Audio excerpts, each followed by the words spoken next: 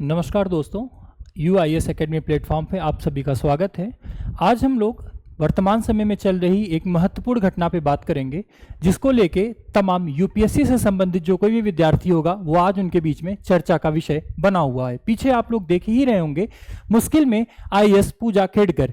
सही बात है, मुश्किल में क्यों आई हैं, इन सारे मुद्दों पर, इन सारी चीज़ों पर आज हम प्रॉपर डिस्कशन करेंगे। क्या बेसिकली इनके साथ हुआ है, कैसे ये इस चीज की चर्चा में आई और कैसे कैसे इनके ऊपर विभागीय जांच बैठी है, इन सारी चीजों के बारे में हम आपसे बात करेंगे। वर्ष 2022 में चयनित हुई पूजा खेड़कर, जिनकी रैंक 821 आती है। यहाँ पे आप देख पा रहे होंगे, इन्होंने दो तरीके का सर्टिफिकेट लगाया।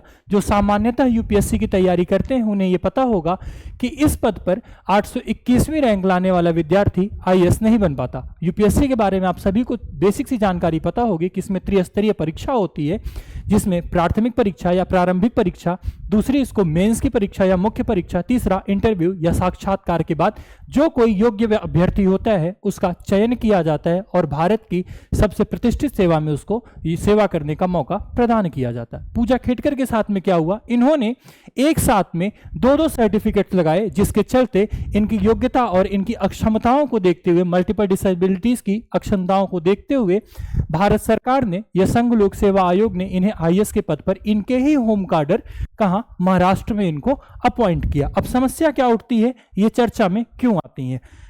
मुद्दा ये उठता है, इन्होंने एक ही साथ में 3 सर्टिफिकेट लगाया, OBC सर्टिफिकेट, EWS सर्टिफिकेट और मल्टीपल डिसेबिलिटीज के सर्टिफिकेट को इन्होंने एक साथ में अपनी यूपीएससी की परीक्षा में लगाया। ठीक, प्रॉब्लम क्या हुई? लगाई बात, सारी चीजें सही है। पूजा खेड़कर एक ऑडी कार से महाराष्ट्र सरकार की लगी हुई लाल बत्ती गाड़ी से घूमती थी और उस पे, जो कि एक कंपनी के नाम दर्ज थी, और इस प्रक्रिया के दौरान उस पर 26,000 रुपए का चालान पाया जाता है।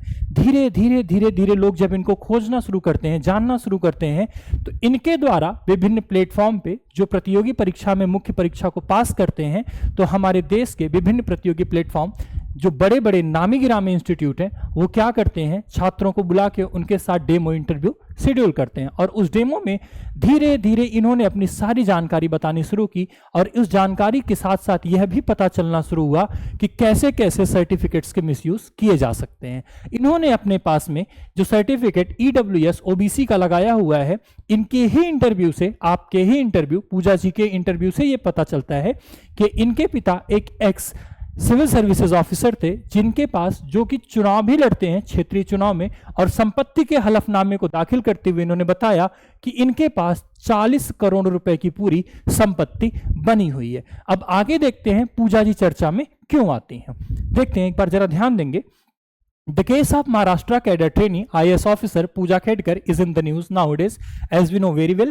देखोगे यहाँ पे सर्टिफिकेट्स इनके स्क्रूटनाइज करने की बात की जा रही है, सारे सर्टिफिकेट्स इनकी जांच करने की बात की जा रही है। According to the sources, all the certificates submitted by Khedkar will examine। She had submitted not only, देखो सिर्फ एक सर्टिफिकेट को उन्होंने सबमिट नहीं किया, not only OBC और disability, but also economically weaker section के सर्टिफिकेट को भी सबमिट किया। मतलब यदि जिसके पिता 40 करोड़ रुपए की संपत्ति के मालिक हैं, जो एक्स सिविल सर्विसेज ऑफिसर रह चुके हैं, वो EWS का सर्टिफिकेट लगाती हैं। वाह रे जमाना। इसके बाद आगे के मुद्दे पे हम देखते हैं, पूजा खेड़कर के ऊपर किन किन मुद्दों को लेके चर्चा बनाया गया, किन किन मुद्दों पे चर्चा की गई है। यहां देखेंगे, Pooja Khedkar an IAS officer of probation came under scanner after using beacon installing Maharashtra govern insignia private Audi car, जिसको मैंने बताया, जिसपे लगभग 26,000 रुपए का जुर्माना लगाया गया है।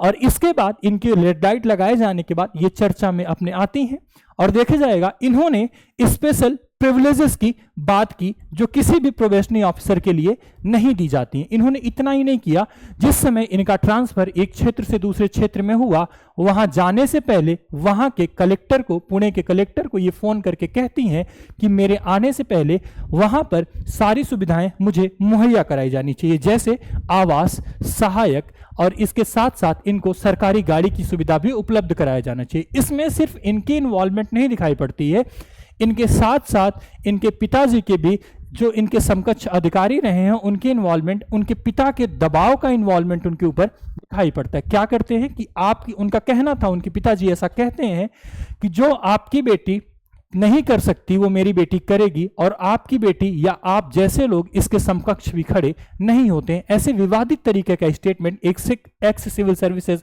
ऑफिसर देता है तो कहीं ना कहीं डिस्प्यूट में आना लाजमी था। इतना ही नहीं किया, she came under spotlight, questions were raised under avoid her appointment under OBC non creamy layer. Non creamy layer क्या होता है? जिनकी तनख्वाह या जिनकी इनकम ओबीसी कैटेगरी में 8 लाख से ऊपर होती है, जिनके पिताजी की इनकम 8 लाख से ऊपर होती है, उन्हें किसी भी प्रकार का ओबीसी का, अदर बैकवर्ड क्लास का रिजर्वेशन नहीं दिया जा सकता। इन्हें क्रीमी लेयर कहा जाता है। नॉन क्रीमी लेयर कौन होते हैं? जो 8 लाख से कम इनकम वाले होंगे उन्हें नॉन क्रीमी लेयर की कैटेगरी में रखा जाएगा। दूसरी तरफ her father Dilip Khedkar, retired a senior अफसर from the state pollution control board, contested recent Lok Sabha election from the Ahmednagar as VBA candidate. Maharashtra Chief Secretary Sujata Sonic said if the complaints are raised concerning her appointment, the same should reach the State General Administration. ये सारे मुद्दे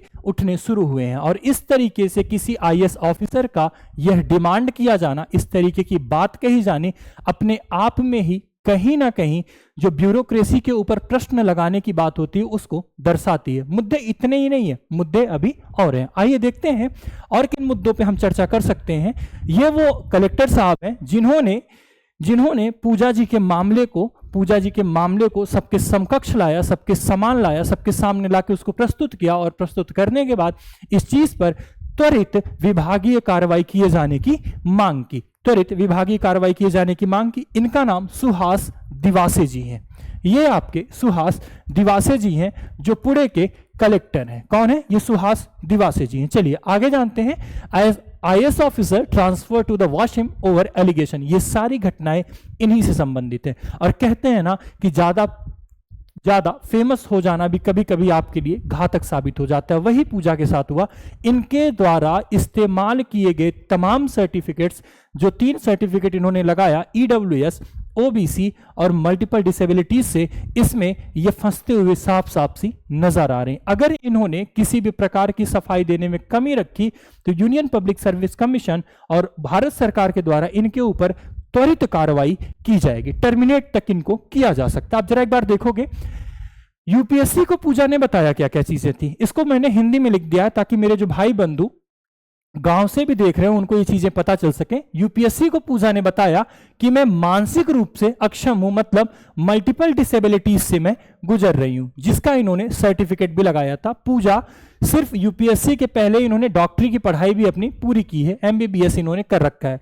पूजा ने संघ लोक सेवा आयोग को एक हलफनामा दिया था और उसमें बोला था कि वो मानसिक रूप से अक्षम है, साथ ही साथ उन्हें देखने में भी दिक्कत होती है। पूजा ने मेडिकल टेस्ट देने से 6 बार मना किया है।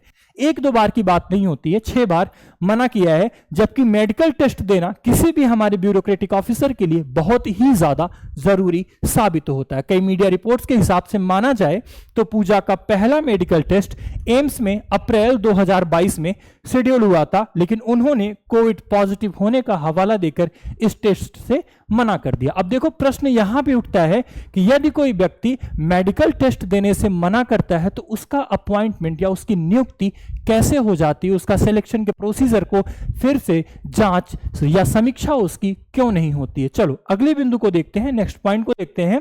MRI टेस्ट के लिए भी इनको बुलाया गया था। तमाम मीडिया रिपोर्ट्स की अगर हम बात करते हैं, आप मतलब पूजा जी को MRI रिपोर्ट के लिए बताया था। इसमें भी इन्होंने शेड्यूल टेस्ट का जो डेट था उसमें मना कर दिया था, आने से, पार्टिसिपेट करने से, अपॉइंटमेंट देने से मना कर दिया था। और उन्होंने जो कुछ भी अटेंड किया टेस्ट, अपने मेडिकल टेस्ट, उसको सिर्फ और सिर्फ 50%, कहीं ना कहीं आप इस बात को देख सकते हो, समझ सकते हो कि दाल में कुछ काला तो नजर आ रहा है, बट इतना भी नहीं कहा जा सकता कि पूजा जी के मामले में पूरी की पूरी दाल ही कहीं काली नजर ना आने लगे। ठीक, यही नहीं, पूजा MRI टेस्ट में भी शामिल नहीं हुई। इस टेस्ट में इस बात की जांच होती है आप देख सकते हैं या नहीं देख सकते, क्योंकि इन्होंने अपने मेडिकल हलफनामे में ये चीजें बताई थी कि मुझे देखने में अक्षमता है। जिस चीज की इन्होंने मल्टीपल डिसेबिलिटीज की बात की थी, ये यहां पे इनकी सत्य साबित हो जाती। वहीं पूजा ने खुद को OBC का बताया, इस पर भी सवाल खड़े हो रहे हैं। कहीं ना कहीं 2-3 मुद्दे जो सामने आते हैं वो बहुत ही इनकी समस्याओं को बढ़ा देंगे, और कहीं यह मामला सही साबित पाया जाता है, यदि साबित पाया जाता है तो इनको तत्काल प्रभाव से टर्मिनेट किया जा सकता है। ठीक है, आज के लिए आज की जो जानकारियां थी उसके बारे में इतना ही। हम मिलते हैं अगली क्लास में कुछ नई टॉपिक के साथ में, कोई नई चर्चा के विषय के साथ में। आप लोग चैनल को शेयर कीजिए, सब्सक्राइब कीजिए, वीडियो को लाइक कीजिए, और इस तरह की जानकारियां आपको नित्य में प्रोवाइड करूंगा। मैं अभिषेक सिंह आप सभी को तहे दिल से धन्यवाद करता हूं। Thank you so much.